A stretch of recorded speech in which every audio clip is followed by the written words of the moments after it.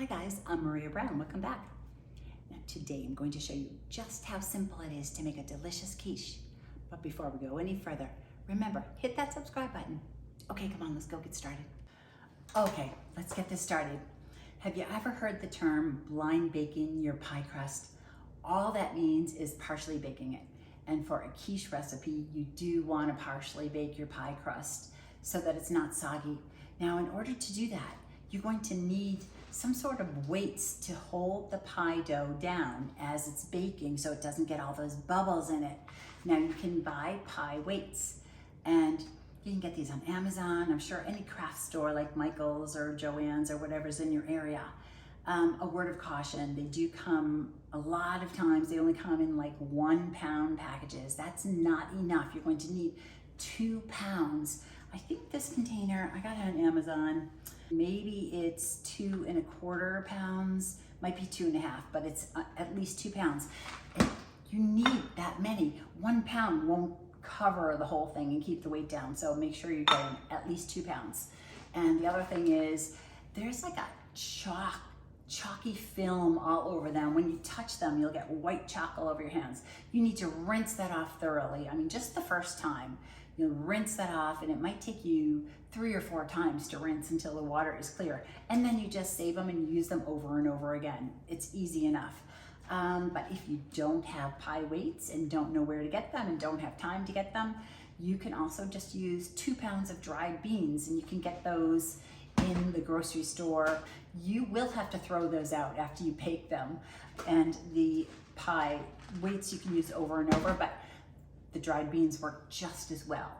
Of course, you're going to need some pie dough. So I did make my own, but if you simply don't have the time or the desire, you can pick yours up at the grocery store. But whatever you do, you have to put it in the refrigerator for a minimum of 1 hour. It needs to be chilled. I mean, this butter is very cold. I've had it in there overnight. I made this yesterday. Your pie plate, and you're going to need some parchment paper, and you're going to need some flour to be able to roll it out. This recipe is for a double crust pie, and this is only going to be a single crust pie, but because it'll be a 10-inch pie plate, I'm going to cut it in, a little bit more than half, and I'm going to save this other piece, and we're going to use some of that on the edges of this.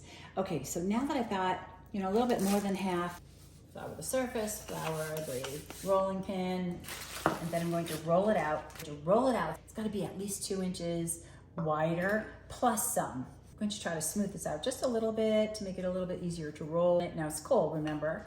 So you have to start from the middle and go out, and it's starting to flatten already.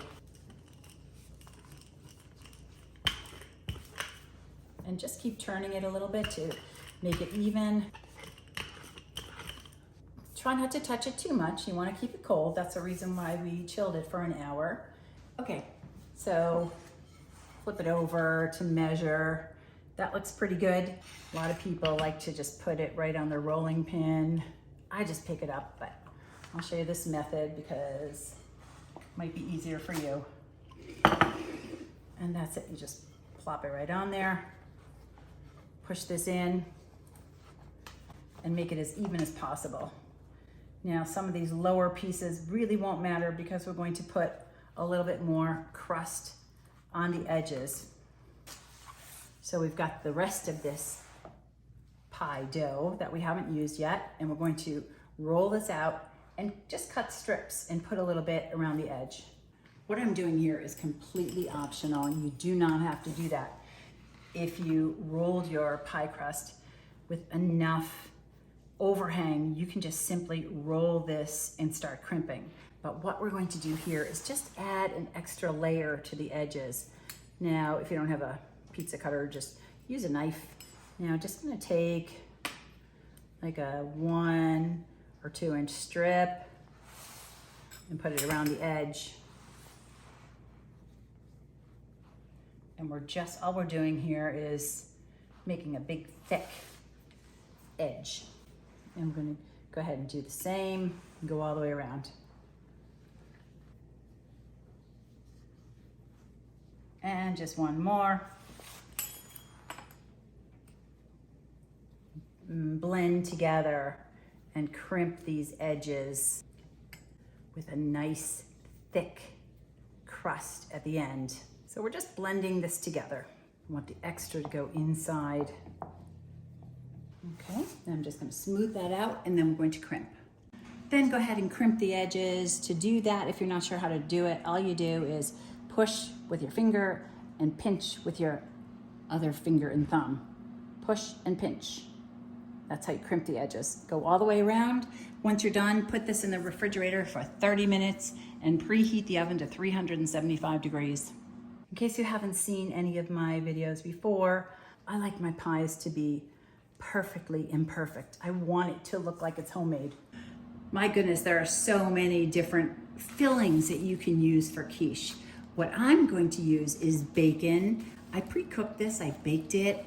I'm also going to use mushrooms and I'm going to use white cheddar, but just use your imagination. Gosh, quiche is delicious with lump crab, spinach, feta, hunks of ham, different kinds of cheeses. Just let your imagination run wild. But today I'm going to use these 3 ingredients. You need about 2 cups of filling. And in addition, you're going to need eggs and half, or you can also use a combination of milk and heavy cream, which is really delicious. So let me go ahead and slice up the mushrooms and partially cook these, and then I'm going to dry them before I put them in the filling. Mushrooms are like a sponge. You really don't want to wash them with water, but you do want to wash them because there's a lot of dirt on them. Just use a damp paper towel and wipe off the dirt, because if you wash them, they'll absorb all that water and they won't cook nearly as well. I just heated up the pan and I put some canola oil in the bottom of it, not too much. And then we're just gonna put the mushrooms right in. Okay, never salt your mushrooms before or while you're cooking.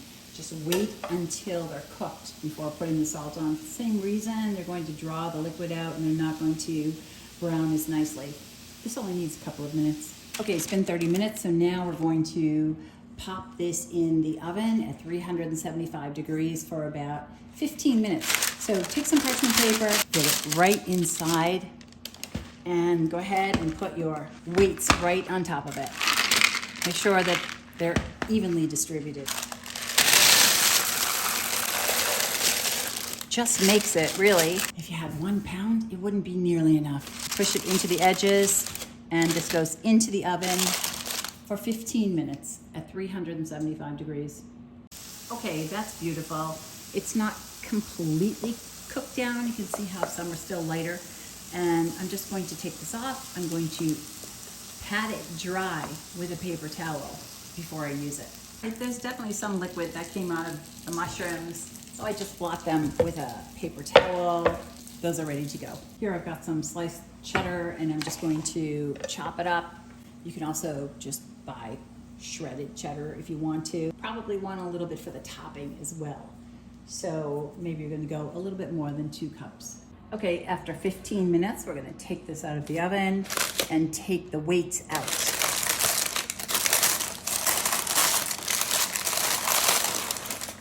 Comes right out. And we're going to poke the inside of this with a fork. And I'm going to put that back in the oven for another 7 or 8 minutes until the bottom of that starts to brown. Okay guys, so I've got my 2 cups of filling ready to go, but I feel like I need something green. So the things that I have would be baby spinach, arugula, asparagus, or broccoli. So I think I'm going to use a little arugula. I'm just going to cook that down for a minute or 2 and then chop it up and put that inside the quiche as well. Now that cooks down just like spinach, and I'm going to just pat it dry, chop it up. Okay, after 8 more minutes, I removed the pie crust from the oven. Now I'm going to reduce the temperature to 350 degrees and we're going to make the filling. For each quiche, you're going to want 4 large eggs and 1.5 cups of half and half. You're going to put that into your stand mixer, or if you don't have a stand mixer, put it into a bowl with a hand mixer. And if you don't even have that, just put it in a bowl and mix it really well by hand. So we're going to add all those things together, and we're going to put in maybe about 1/4 of a teaspoon each of salt and pepper. I'm making 2 quiches here. You are probably only making 1. So for each quiche, you're going to want 4 large eggs and 1.5 cups of half and half. In addition to that, we're going to put in about 1/4 of a teaspoon of salt and pepper. And then once we mix that up, we're going to add in our fillings. Now, realistically, I've probably got about 1 cup of cheese plus 2 cups of additional filling. I always go by the book of more is better. So let's go with that. Okay, so we're going to mix this up. All right, so I've got my ingredients in here. Now I'm going to add in my fillings. Oh man, that is going to be so good. Look at that. We're going to mix that all up and pour it into the pie crust. That already looks so good. And I'm just giving it a little stir to make sure that it's evenly distributed. Now I'm going to pop that into the oven at 350 degrees for about 45 to 55 minutes. The target is an internal temperature of about 170 degrees. Boy, that looks so good. Okay, so we've got about 10 minutes left. The edges are starting to brown. I don't want them to over brown. I think I'm gonna pull this out and tent the edges with the foil, make sure they don't over brown. So there we go. I put the foil around it so the edges don't brown too much. You know, it's already starting to set, so I'm just gonna check the temperature right now to see where we're at. Let's see. Would you look at that? Oh my gosh, it looks so good. That took about 48 or 49 minutes. Now I'm just gonna throw a little bit of topping on it. And wow, that looks amazing. Enjoy.